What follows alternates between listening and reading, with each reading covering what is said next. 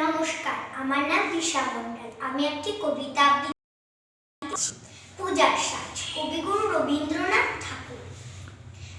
আশ্বিনের মাঝামাঝি উঠিল বাজনা বাজি, পূজার সময় কাছে। মধুবিধু দুই ভাই ছুটাছুটি করে, তাই আনন্দে দু হাত তুলে নাচে।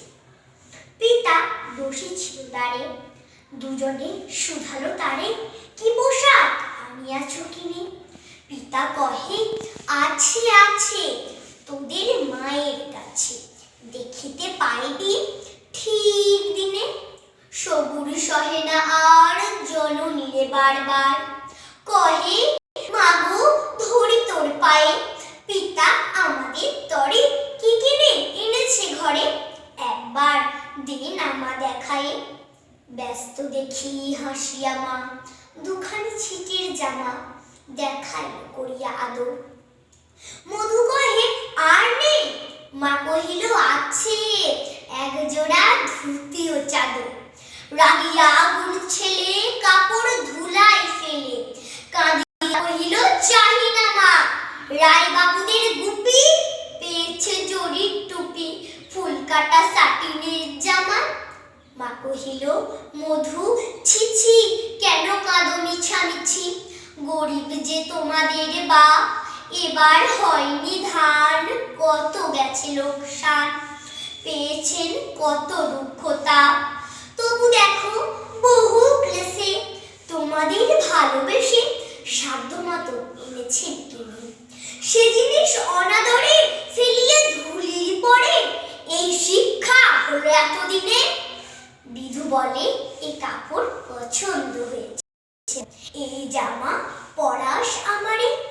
মধু শুনে আর উড়ে গিয়ে ঘর ছেড়ে দ্রুত বেগে গেল রায় বাবুদের দ্বারে। শেখা মেলা লোক জড়ো, রায় বাবু ব্যস্ত বড়, দালান সাজাতে গেছে রাত। মধু যবে এক কোণে দাঁড়াইল ম্লান মনে, চোখে তার পড়িল হঠাৎ।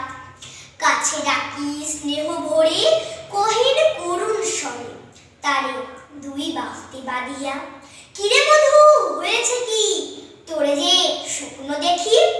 শুনে মধু উঠিল কাঁদিয়া, কহিল আমার তরে বাবা আনিয়াছে ঘরে শুধু এক ছিটের কাপড়। শুনি রায় মহাশয় হাসিয়া মধুরে কয়, সেজন্য ভাবনা কি বা তোর? ছেলেকে ডাকিয়া চুপি কহিলে, ওরে গুপি তোর জামা দে তুই মধুকে। গুপির সে জামা পেয়ে মধু ঘরে যায় রে, হাসিয়ার নাহি ধরে মুখে। বুক ফুলাইয়া চলে সবারে ডাকিয়া বলে, দেখো কাকা দেখো চেয়ে মামা, ওই আমাদের বিধু ছিট পড়িয়াছে শুধু, মোর গায়ে সাটিনের জামা। মা কহে আসি লাগে অশ্রু জলে ভাসি, কপালে করিয়া করা ঘাত।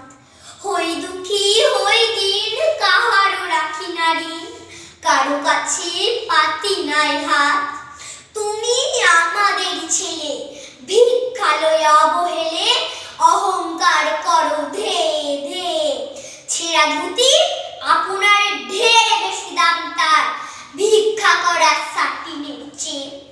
আই বিধু আই বুকে চুমো খাই চাঁদ মুখে, তোর সাজ সবচেয়ে ভালো দরিদ্র ছেলের দেহে, দারিদ্র বাপির স্নেহে ছিটের জামাটি করে আলো।